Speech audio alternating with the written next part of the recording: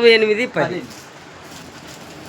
669 ఇర్మియా గ్రంథము 48వ అధ్యాయము 10వ వచనం. యెహోవా కార్యములను అశ్రద్ధగా చేయవాడు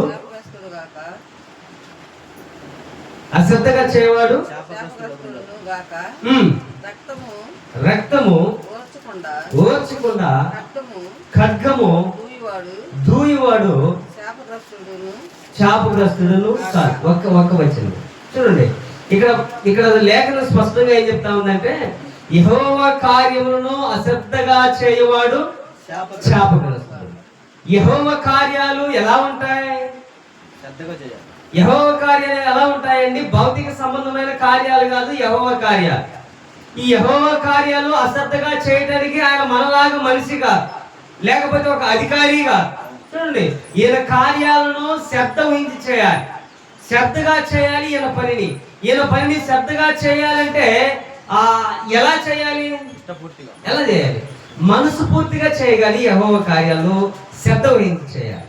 అందుకే పౌలు అంటాడు కదా, రోమీయులకు రాసిన పత్రిక 8వ అధ్యాయం 35వ వచనంలో అంటాడు కదా, క్రీస్తు ప్రేమ నుండి మనం ఎడబాపు వాడెవడు? ఏ ప్రేమ నుండి? క్రీస్తు ప్రేమ నుండి మనం ఎడబాపు వాడెవడు? శ్రమ అయినా, కరువైనా, ఖడ్గమైనా, హింసైనా, దూషణైనా, ఏదైనా అది మనల్ని క్రీస్తు ప్రేమ నుండి ఎడబాపేది కాదు అని చెప్తున్నాడు. అంటే ఇది ఎడబాపేది కాదు అని చెప్తున్నాడు. అంటే యెహోవా కార్యాలు శ్రద్ధ వహించేసేటప్పుడు కరువు, ఖడ్గాలు ఇవి వస్తాయా? యెహోవా కార్యాలు శ్రద్ధ ఊహించేసేటప్పుడు అన్ని వస్తాయండి. కరువులు వస్తాయి, సంతోషాలు వస్తాయి, అవమానాలు వస్తాయి, నిందలు వస్తాయి, ఆనందాలు వస్తాయి, పొగడతలు వస్తాయి, ఘనతలు వస్తాయి, అన్ని వస్తాయి. అన్ని కలిగి నిలబడ్డప్పుడే నువ్వు యెహోవా కార్యాలను శ్రద్ధ వహించి చేయగలవండి. ఎప్పుడైతే నువ్వు ప్రభు కార్యాన్ని అశ్రద్ధగా చేస్తావో అప్పుడు శాపగ్రస్తులు అవుతామండి మనం. అంటే శాపగ్రస్తులు యెహోవా కార్యాలలో అశ్రద్ధగా చేస్తే అవుతారా?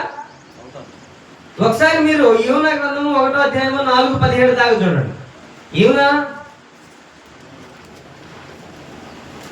1:1-4 దాకా.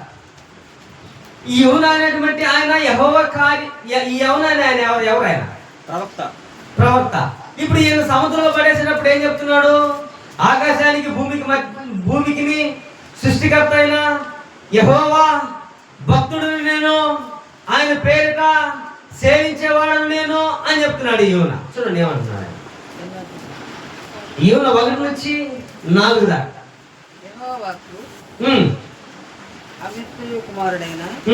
యోనాకు ప్రత్యక్షమై ఇలాగా సెలవిచ్చెను, నినివే పట్టణస్థుల దోషము నా దృష్టికి ఘోరమైన గనుక నీవు లేచి నినివే మహాపట్టణమునకు పోయి దానికి దుర్గతి కలుగునని ప్రకటించుము. దానికి దుర్గతి పట్టునని నువ్వు ప్రకటించుము. అయితే యెహోవా సన్నిధిలో నుండి తర్షీషు పట్టణమునకు పారిపోవాలనని యోనా యొప్పేకు పోయి తర్షీషునకు పోవు ఒక ఓడను చూచి. ఎక్కడికి పోవడానికి? తర్షీషుకు పోవడానికి ఒక ఓడను చూచి ప్రయాణమునకు కేవు ఇచ్చి యెహోవా సన్నిధిలో నిలువక చూడండి. ఇక్కడ ఏమన్నాడు ఆయన? దేవుడేమో నువ్వు నినివే పట్టణానికి పో, అక్కడ ప్రజలందరికీ ఈ దేశానికి, ఈ ప్రాంతానికి దుర్గతి పట్టుద్దని నువ్వు పోయి ప్రకటించు యోనా అని చెప్తున్నాడు దేవుడు. ఇప్పుడు యోనా ఎక్కడికి పోవాలా? ఇప్పుడు ఎక్కడికి పోతున్నాడు? నినివే పట్టణానికి పోవాల్సిన తర్షీషు పట్టణానికి పోతా ఉన్నాడు. ఈ పట్టణానికి పొమ్మన్నాడు దేవుడు, ఈ పట్టణానికి పొమ్మన్నాడా? దేనికి పొమ్మన్నాడు? నినివే పట్టణానికి పొమ్మన్నాడు. నినివే పట్టణానికి పోయాడా? నిజంగా పోలేదండి. నినివే పట్టణానికి పోలేదు కాబట్టి వాడంతా ఏమవుతా ఉంది చెప్పండి? గలిబిలి అవుతా ఉంది. ఇప్పుడు వాడంతా గలిబిలి అవుతా ఉంటే అందరూ వారి యొక్క తమ దేవతలను వాళ్ళు ఏం చేస్తున్నారు? ప్రార్థనలు చేస్తున్నారు, వాళ్ళకి ఇష్టం వచ్చినటువంటి ధూపాలు వేసుకుంటున్నారు, పూజలు చేస్తున్నారు. కానీ ఈ మధ్యలో అకస్మాత్తుగా చెప్పండి చీటీ వేస్తున్నారు. ఒరే నాయన ఇదేదో మన వల్ల తేలేటట్టు లేదు, చీటీలు వేద్దాం. ఇప్పుడు చీటీలు వేస్తే ఈ చీటీ ఎవడి మీదకి వస్తుందో వాడి కాడికి పోదా అని చెప్పి అందరూ చీట్లు వేస్తే ఈయన చెప్తున్నాడు కదా, భూమికి ఆకాశానికి సృష్టికర్త అయినా యెహోవా భక్తుని చెప్తున్నాడు. ఈయన ఎవరైనా యోనా. ఇప్పుడు యోనా యెహోవా కార్యములను శ్రద్ధగా ఏం చేస్తున్నాడా, అశ్రద్ధగా చేస్తున్నాడా? ఇప్పుడు అదే కదా ఇరిమే చెప్తున్నాడు, యెహోవా కార్యములు అశ్రద్ధగా చేయవాడు శాపగ్రస్తుడు. ఇప్పుడు యోనా గారికి వచ్చేది సీటీ. ఇప్పుడు యోనాని అడుగుతున్నారు, ఓయే నాయనా నువ్వు ఏందిరా ఈ వాడంతా గలిబిలు అవుతా ఉంటే నువ్వు హాయిగా నిద్రపోతున్నావు, శాత తీరుతున్నావు, అసలు ఎవడో నువ్వు అని అడిగినప్పుడు చెప్తున్నాడు ఈ మాట. మరి ఇప్పుడు ఏం చేయాలి అబ్బాయి, మా మా ప్రయత్నం అంతా అయిపోయింది, మా దేవతలను మేము పూజించుకున్నాం, మా దేవుళ్ళకి మేము పూజ చేసాం, అంతా అయిపోయింది. ఇప్పుడు నీ వాటా వచ్చింది, చీటీ వేస్తే నీ పేరు వచ్చింది అబ్బాయి. ఇప్పుడు విషయం ఏంది చెప్పు. నువ్వు లేచి నీ దేవునికి, వాళ్ళు చెప్తున్నారండి, ఒరే సోమరుడా లేకపోతే అశ్రద్ధగా చేసేవాడా, నువ్వు లేచి ప్రార్థన చేయి, వాళ్ళలో ఉన్న వాళ్ళంతా నీ నుండి పోయేటట్టున్నారు, ఒకసారి లేచి ప్రార్థన చేయమంటుంటే ఆయన ఏమంటున్నాడు, అసలు ఇవన్నీ వద్దు, ఏం చేయొద్దు. మరి ఏం చేయాలి నేను చెప్పు, నిన్ను బట్టి వాడు ఈ విధంగా నాశనం అవుతుంది, ఏం చేయాలి చెప్పు అంటే ఆయన అన్నాడు కదా, క్షమాపణ అడగట్లేదండి దేవుణ్ణి. అయ్యా తెలియక నేను ఎక్కాను, లేదా అహంకారంతో ఎక్కాను, గర్వంతో ఎక్కాను అయ్యా అంటున్నా. నిజంగా చాలా మంది మనుషులు కూడా ఈ ఉండవండి, తగ్గించుకునే ఉండవు, యుగాటం వస్తుంది జనాలకు. నేను పాపినాయా, కరుణించాయా అని చెప్పుకోవడానికి యుగాటం వస్తుంది. ఎదుటోళ్ళ ముందు ప్రార్థన చేయడానికి ఈ పాపిని ఒప్పుకోవడానికి యుగో వస్తుంది. బైబిల్ ఏమంటుందంటే నీతిమంతుడు ఒక్కడు లేడు, అందరూ పాపం చేసి మహిమ పొందలేకపోతా ఉన్నారు. కానీ మనకు మాత్రము యుగో అడ్డం వస్తుంది మధ్యలో. నేను వాళ్ళ ముందు పాపం ఒప్పుకుంటే కొంచెం తేడాగా ఉంటాదేమో అనుకుంటాను. ఇప్పుడు ఏనేమంటున్నాడు తెలుసా, అయ్యా నేనేం చేయలేను దయచేసి, మరి మేమేం చేయాలి చెప్పు, మీరు నా కాళ్ళు చేతులు కట్టి చెప్పండి సముద్రంలో అంటే ఆయన చాప నోటిలోకి పోవటానికైనా ఇష్టపడ్డాడు, అంటే సముద్రంలో శపింపబడి చచ్చిపోవడానికి కూడా ఇష్టపడ్డాడు. కానీ ప్రభు ప్రార్థన చేయడానికి మాత్రము ఇష్టపడట్లేదండి. ఇప్పుడు ఈయన మరలా వాళ్ళకి ఏమైనా సాక్ష్యం ఇస్తున్నాడు, నేను యెహోవా భక్తుని అంటున్నాడు. అంటే నేను దేవుని చెప్పండి, నేను దేవుని భక్తుని, నాకు మించిన భక్తుడు ఎవడం లేడు, ఆయన్ని జీవిస్తున్నా నేను. అసలు ఎంత గొప్పవాడిని జీవిస్తున్నా. మరి అంత గొప్పవాడిని జీవిస్తున్నప్పుడు గొప్పవాడి మాట వినాలా లేదండి చెప్పండి, గొప్పవాడి మాట వినాలా లేదా? ఇప్పుడు గొప్పవాడి మాట వింటున్నా ఆయన. ఎవరి మాట వింటున్నారు? ఈ వాడిలో ఉన్నారే వీళ్ళందరూ నువ్వు లేచి ప్రార్థన చేయాలని దేవుడు పూజ చేయ అంటే వాళ్ళ మాట వింటున్నా ఆయన. ఇప్పుడు ఈయన ఎవరి మాట వింటున్నాడు అంటే జనాల మాట వింటున్నాడు. ఈయన ఏమన్నాడంటే ఈయన వాళ్ళకి సలహా ఇస్తున్నాడు, నన్ను ఎత్తి సముద్రంలో పడేయండి. చూడండి సముద్రంలో పడవేయండి, శాపగ్రస్తుడు అంటే ఎలాగండి? ఇప్పుడు మరలా మానవుడు అంటే బుద్ధిహీనుడండి, మానవుడు కృతజ్ఞత ఉండదు, మానవుడికి చేసిన పనిని సద్వినియోగం చేసుకోవడానికి వాడికి కృతజ్ఞతనే ఉండదు. చాలా మందికి మేలులు చేయండి, దానికి ప్రతిగా కీడులు చేయడానికి పొంచి ఉంటారు. కానీ ఈయనేమన్నాడు తెలుసా, దేవుడు ఎట్టనే జాలి గలవాడు కదండి, ఎట్టనే జాలే కదా ఆయనకి.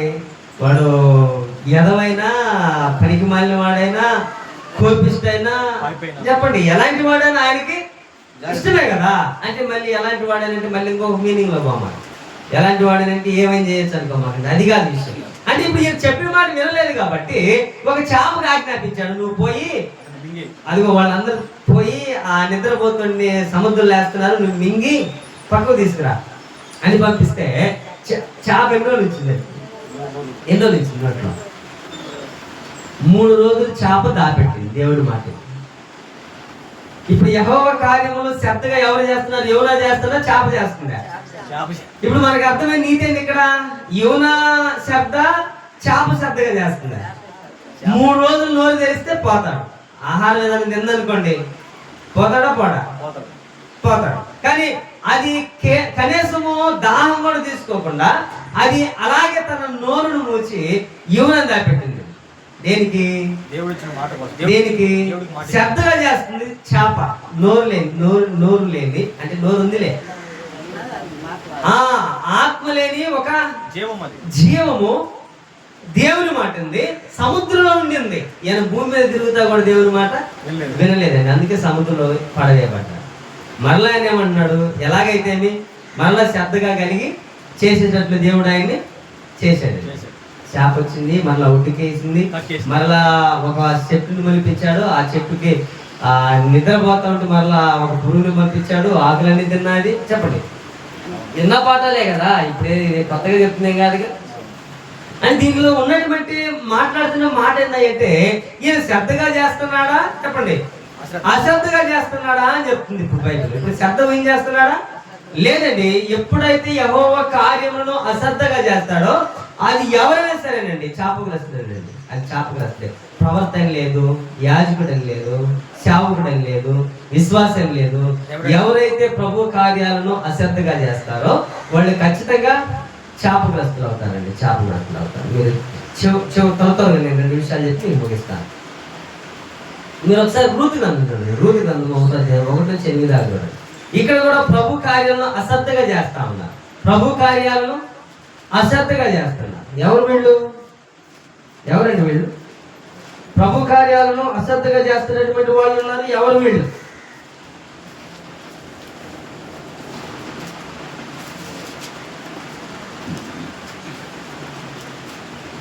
నయోమి. ఎవరు? నయోమి. నయోమి తన ఇద్దరు కోడండ్రను చూచి. రూతు గ్రంథము 1:1. న్యాయాధిపతులు ఏలిన దినములయందు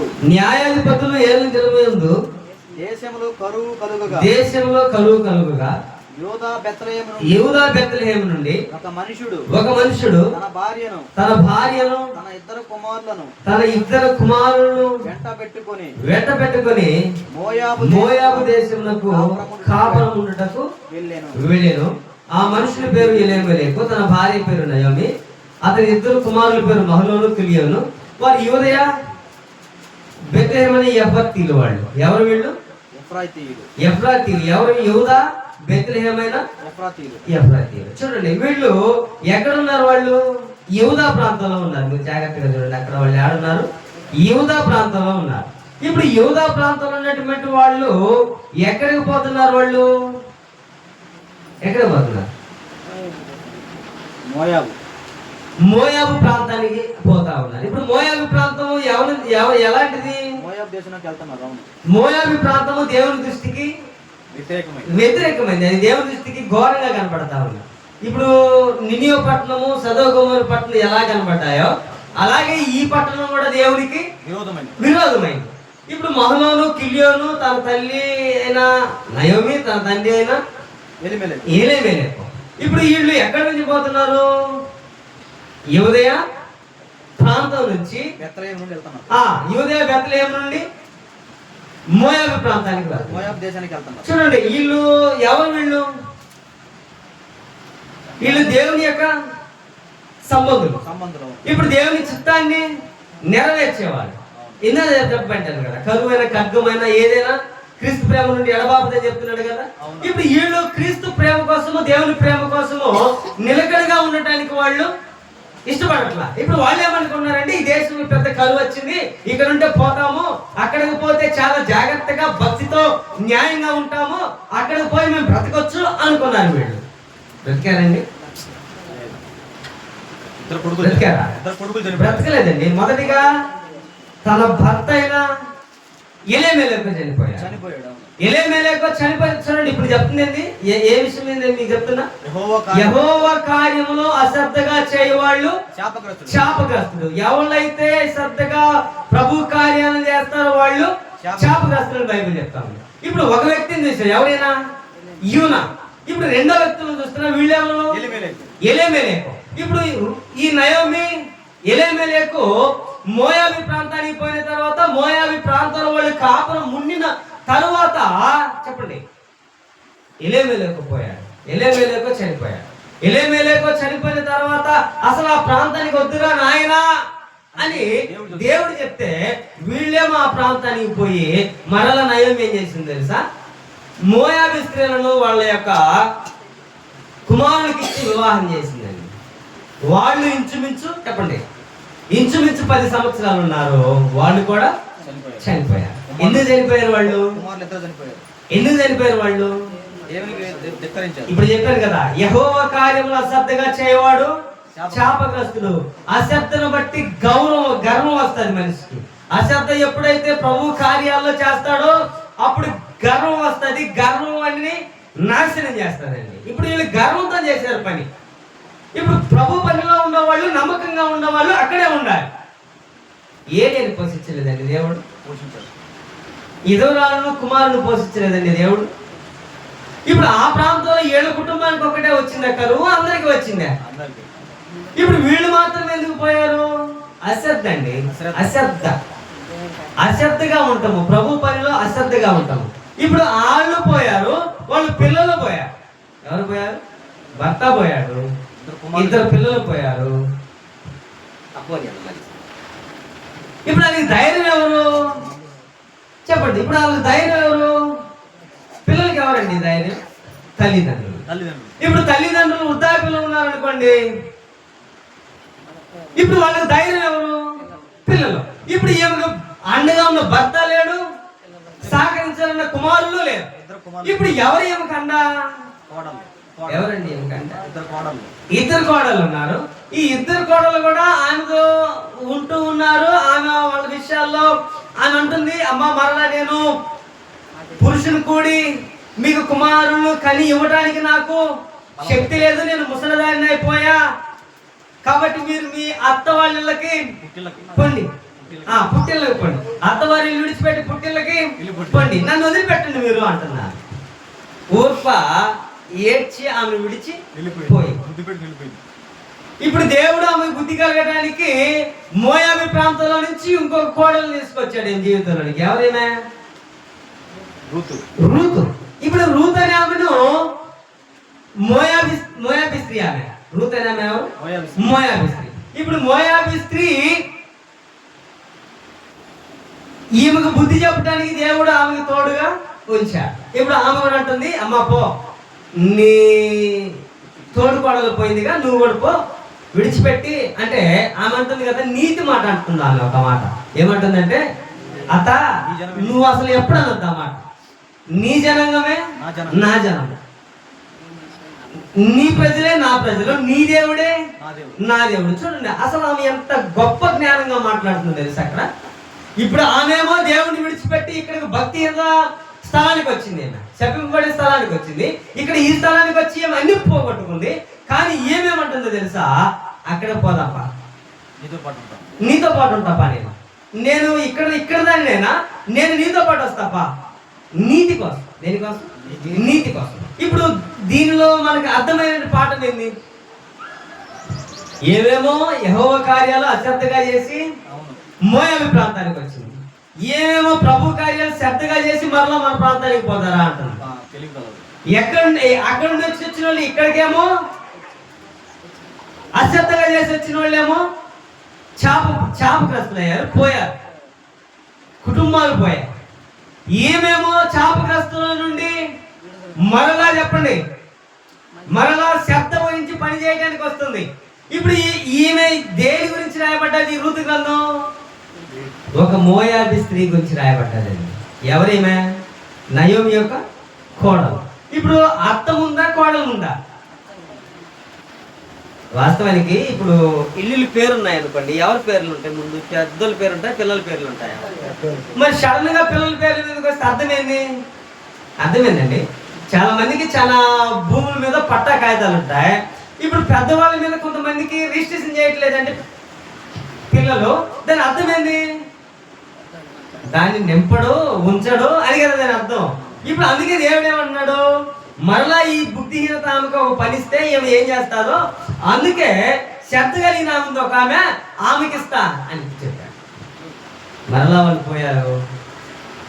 ఈ దేవుడు ఎక్కడైతే కరువు కలిగి చేశాడో అక్కడ మరలా సమృద్ధిగా ఇచ్చాడండి. ఆమె అంటుంది మరలా అక్కడ పోయి, ఆ నయోమి వస్తుందంటే నన్ను నయోమి అనమాకండి, వాళ్ళ జన్మతో చెప్తుంది, నన్ను నయోమి అని పిలవద్దు. మరి నన్ను ఏమనమంటుంది? చేదు అని పిలవండి. నేను మంచిదని కాదు, చేదు అని పిలవండి. మారా అంటే చేదు అనమంటుంది. ఇప్పుడు వాస్తవానికి ఇక్కడ నుంచి పొమ్మంది ఎవరు? ఆమెని దేవుడా? దేవుడండి. ఇప్పుడు ఎవరైనా ఎవరు పొమ్మన్నారు? తారీసు పట్టణానికి పోయి వాడక మంది దేవుడా? నినియో పట్టణానికి పొమ్మడా? తారీసు పొమ్మండా? నినియో పట్టణానికి పొమ్మండా? నినియో పట్టణానికి పోకుండా తర్షీసు పోయే పట్టణాన్ని పోయే వాడెక్కాడు. ఇప్పుడు ఒక ప్రాంతానికి చెప్తే ఒక ప్రాంతానికి పోయాడు. ఆయన చేప నోట్లో ఉన్నాడు. చేప ఉన్నప్పుడే పక్షాతాపడ్డాడు. ఏదో మొత్తం జరిగింది. ఆయన పని మరలా ఆయన చేశాడు. చూడండి, ఎక్కడ తిరిగినా మరలా దేవుడి కాడికి రావాలండి. మీరు గుర్తుపెట్టుకోండి, ఈ పాఠం ఏంటంటే యెహోవా కార్యాలు అశ్రద్ధగా చేసినా, ఎలా చేసినా మరలా చెప్పండి ఆయన దగ్గరికి రావాలి. ఆయన దగ్గర తప్ప మనకు భూమి మీద ఎవరి దగ్గరకు పోయినా ఉపయోగం ఉండదండి. సంతోషం ఉండదు, సమాధానం ఉండదు, ఏమీ ఉండదు. ఎక్కడ పోయినా మళ్ళీ ఎక్కడికి రావాలా? ఇప్పుడు ఈమె ఎక్కడికి పోయింది? ఎక్కడికి పోయింది? నయోమి ఎక్కడికి పోయిందండి? మోయాబు ప్రాంతానికి పోయింది. మోయాబు ప్రాంతంలో అసలు వద్దు, ఆ జనంగా నాకు నచ్చనన్నాడు దేవుడు. ఆ ప్రాంతానికి పోయింది. ఆ ప్రాంతం నుంచి మరలా ఎక్కడి నుంచి పోయిందో అక్కడికే రావాల్సి వచ్చిందండి. ఎందుకంటే దేవుడు మరలా బెత్లెహేముకి వచ్చింది అంటే ఒక్క పూట కూటి కోసం అండి. ఒక పూట కూడు లేదని ఇప్పుడు ఏసాపు చేసింది కూడా అదే కదా. కేవలం ఒక్క పూట కూర కోసం అండి, కూటి కోసం, భూ కోసం చేస్తే తను అనుకునే ఎవరన్నా ఉన్నారండి? చాలా మంది అంటే యాకోబు మంచోడు కదండి, యాకోబు అట్టండి, యాకోబు దొంగ అండి, దోచుకునేవాడు అండి, మోసగాడు అండి, వాడు అసలు మంచోడే కదండి బైబిల్లో అని చెప్తారు. నేను నీకు ఆహారం ఇస్తే నువ్వు నాకేం ఇస్తావు చెప్పండి? ఏమన్నాడు ఆయన? నీకేం కావాలి కోరిక ఇస్తా అన్నాడు. అయితే నీ జ్యేష్ఠత్వం నాకు ఇస్తే నేను నీకు భూ ఇస్తా అన్నాడు. సరే నేను భూవే తింటానయా, నాకు జ్యేష్ఠత్వం చెప్పండి. వద్దు, అక్కలు వద్దు అన్నాడు. ఇప్పుడు తప్పేం కదండి. ఇప్పుడు ప్రభు పనిలో ఉన్న వాళ్ళు నమ్మకంగా ఉండాలి. శ్రద్ధ ఊహించి చేయాల్సిన పిల్లలు అశ్రద్ధగా చేస్తా ఉంటే శాపాలు వస్తాయా? రావండి, వస్తాయి. మీరు ఒకసారి మత్తయి రాసిన సువార్త, చివరిగా మత్తయి రాసిన సువార్త 27వ అధ్యాయము 5వ వచనం చూడండి.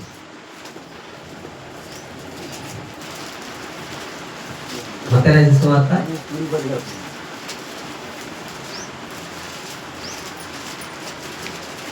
27వ అధ్యాయము. అతడు ఆ వెండి నాణెములు దేవాలయంలో పారవేసిపోయి ఊరి పెట్టుకొనేను. చాలండి. ఎవరైనా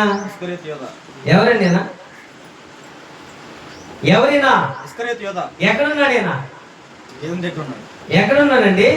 భూమి మీదకి వచ్చిన ప్రభుని యేసుక్రీస్తు వారిని ఎంబడించేటువంటి శిష్యుల్లో ఎంబడిస్తున్న వాళ్ళలో ఈయనను కూడా పిలిచాడు యేసుక్రీస్తు వారు. ఏమని పిలిచాడు? మీరు నన్ను ఎంబడిస్తే మిమ్మల్ని నేను మనుషులు పట్టే జాలలుగా చేస్తా, మీరు నన్ను ఎంబడించండి అని యేసుక్రీస్తు వారు పిలిస్తే వాళ్ళతో కూడా ఉన్నాడు యూదా ఇస్కరియోతు. లేడా? ఉన్నాడు. 12 మందిలో ఉన్నాడు. అంటే వాళ్ళకి ఇవ్వను పనిని వెనకిచ్చాడు. ఏమిచ్చాడు? అధికారాన్ని ఇచ్చాడండి. ఏది కొనాలన్నా ఏం చేయాలా? బ్యాంకులో క్యాషియర్ ఉంటారు. ఎన్ని సంతకాలు చేసినా ఆడకపోతే పని అంతే కదా. ఇప్పుడు ఎంతమంది 11 మంది శిష్యులు ఉన్నా 12 కాడికి రావాలా? ఏం చేయాలంటే డబ్బు ఇవ్వాలంటే ఇస్కరియోతు దగ్గరికి రావాలి. ఇప్పుడు ఈయనకు పెత్తనం ఇచ్చాడు. దేనికి ఇచ్చాడు? నమ్మకం ఉంటాడు, వాడు బుద్ధి మార్చుకుంటాడు, ధనం కోసం వాడు బతుకుతున్నాడేమో, కనీసం ఈ చూసైనా దీంట్లో ఏమి లేదు, అంతా ఖర్చు అయిపోతుంది, ఈ వచ్చేది ఎలాగొస్తుందో పోయేది కూడా అలాగే పోతుందని జ్ఞానంతో ఉంటాడేమో అని యేసుక్రీస్తు వారు పెత్తనం ఇచ్చాడండి. పెత్తనం ఇస్తే ఏం చేయాలండి? లెక్క చెప్పాలి లేదా? అరే కనీసం ప్రభువు నిజంగా భూమి మీద ఇన్ని చేస్తున్నాడు. కుంటి వాళ్ళకి వాళ్ళు ఇచ్చాడు, చెవట వాళ్ళకి జినికిడిచ్చాడు, గుడ్డి వాళ్ళకి కళ్ళు ఇచ్చాడు, కుష్టి రోగులకు చెప్పండి స్వస్థలు ఇచ్చాడు,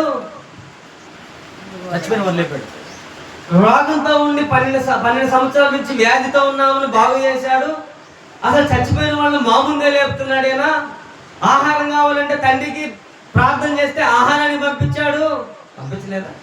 రొట్టెలో చేపలు ఉన్నాయని పిల్లలు తీసుకొస్తే అవి ఎన్ని కంపలు మిగిలాయి? ఇంకా 12 కంపలు. ఇన్ని సమృద్ధిగా ఉన్నాయి. కానీ నేనేం చేయాలా, నమ్మకంగా ఉండాలా అని అనుకోవాలి కదండి. ఈయన ప్రభుత్వనే ఉంటూ యెహోవా కార్యాలు ఏం చేస్తున్నాడు? ఆయన అశ్రద్ధగా చేస్తున్నాడు. అశ్రద్ధగా చేస్తే శాపగ్రస్తులు కాదండి, ప్రాణాలు కూడా పోతాయి. ఏమన్నా శాపగ్రస్తుడయ్యాడు. రూతు వాళ్ళ అత్త, కుటుంబంలో మనశ్శాంతి లేదు. అత్త వాళ్ళ అత్త ఏ పేరు? పేరు నయోమి. వాళ్ళ మామ పేరు ఎలిమెలెక్. తన మరిది భర్త పేరు మహలోను, కిలియోను, నయోమి, ఎలీమెలెకు. నయోమి ఒకటే మిగిలింది. ఎలీమెలెకు పోయాడు, మహలోను పోయాడు, కిలియోను పోయాడు. ఇప్పుడు ఎందుకు పోయారు వీళ్ళు? ఎందుకు? శాపం. యెహోవా కార్యం అశ్రద్ధగా చేస్తే శాపాలు వస్తాయి. శబ్దం వహించి చేస్తే రావండు. మళ్ళా ఈమె మోయాబు ప్రాంత స్త్రీ అయినా కూడా శబ్దం వహించి చేసినప్పుడు ఈమెకి శాపాలు వచ్చాయా, ఆశీర్వాదాలు వచ్చాయా? ఇప్పుడు ఈయన యేసుక్రీస్తు వారు ఎవరి గోత్రం నుంచి వచ్చాడు? ఎవరండి ఆయన? ఇప్పుడు వీళ్ళ సంతే కదండి, రూతు సంతతే. ఆయన కూడా చూడండి, యేసుక్రీస్తు వారు యొక్క జన్మించడానికి ఆయన కావాలనుకుంటే ఎవరైనా నింపుకుంటాడండి. ఆయనకి ఎవరైతే కావాలో వాళ్ళు ఖచ్చితంగా నింపుకుంటాడు. అయితే ఇక్కడ ఏం చెప్తున్నాడు తెలుసా? అతడు ఆ వెండి నాణ్యములను దేవాలయంలో పారవేసి పోయి ఊరి పెట్టుకొని. చూడండి, ఇప్పుడు ఈయన అనుకుంటున్నాడు, నేను అప్పుడు అశ్రద్ధగా చేసే కదా తెలియక, ఇప్పుడు ప్రభువును అప్పగించుతున్నారు, ప్రభు నిజంగా పోతా ఉన్నాడు మా మధ్యలో నుంచి, నేను ఇంతటి పరిశుద్ధులైనటువంటి వాడిని నేను అప్పగించింది అని ఆ వెండి నాణ్యాలు ఏం చేస్తున్నాడండి? దేవాలయంలో పడేస్తున్నాడు. పోయి ఏం చేస్తున్నాడు తెలుసా? ఆయనకి ముఖం చెల్లట్లేదండి. నిజంగా ముఖం చెల్లట్లేదు. పరిశుద్ధులైన దేవుణ్ణి చంపివేయడానికి ఆయన వెండి నాణ్యాలకు అమ్మినప్పుడు ఆయన ముఖం ఎలా ఉంటుందండి చెప్పండి? నిజాయితీగా ఉన్నవాడిని, ఏ పని చేయని వాడిని ఒక జ్ఞానానికి అప్పగించినప్పుడు ఎవడు ధైర్యంగా ఉంటాడండి? ఉంటాడు ఎవరు ధైర్యంగా? ఒక నిజాయితీ పరుడి మీద ఒక అబద్ధం చెప్పినప్పుడు, ఒక నింద వేసినప్పుడు ఎవడు ధైర్యంగా ఉంటాడండి? ఉంటాడా? ఎవడు ధైర్యంగా ఉండలేడు ఆ మనిషిని చూస్తా ఉన్నప్పుడు. చూడండి, వాడి కుక్క కంటే హీనంగా పోతాడండి. ఇటు మనిషి పోతా ఉంటే అటువాడు వేరేకి వెళ్ళిపోతా ఉంటాడు. ఎందుకు? అది నిందనేది అబద్ధంగా వేయకూడదండి. కానీ యేసుక్రీస్తు వారిని నేను నిశ్చితార్థంగా అమ్మేశాడండి. ఇంకా అసలు దాంట్లో రాజీ పడలా. ఒరే ప్రభువే మా కోరుకున్నాడే, మా కొరకు భూమి మీద అనేక నివాసాలు సిద్ధపరుస్తానని వాగ్దానం చేశాడే, పాపులు రక్షించాడే, పరిశుద్ధుడే, ప్రేమ కలిగిన వాడే, ఆకలి కొని మా కొరకు ఎంతో నిద్రాగారం లేకుండా ప్రార్థన చేసి మమ్మల్ని సాధనగా స్థిరపరిచిన వాడే అని కూడా అనుకోకుండా నిర్దాక్షిణ్యంగా అమ్మేశాడండి. ఎన్ని రోజులు తిన్నాడండి ఆయన? ఈ 33 నాణ్యాలు ఎన్ని రోజులు తిన్నాడు? 30 నాణ్యాలు ఎన్ని రోజులు తిన్నాడు? తిన్నాడండి. అసలు ఏమన్నా ఉందే దీంట్లో? ఏమండి, పక్షాతాపం వచ్చినప్పుడు పోయి ఉరి పెట్టుకున్నాడండి. యెహోవా కార్యాలంటే మనం అనుకోవచ్చు, ఈనాడు చాలా మంది ఏం చేస్తారు తెలుసా? ప్రభు కార్యాలు అశ్రద్ధగా చేయడం అంటే ఏం కాదండి, పని అవ్వలేదు, ఏం కాదండి అంటారు. వాస్తవానికి మీకు ఆరాధనలో ఎన్ని భాగాలు చెప్తున్నా చెప్పండి. 5. ఏమేంటి?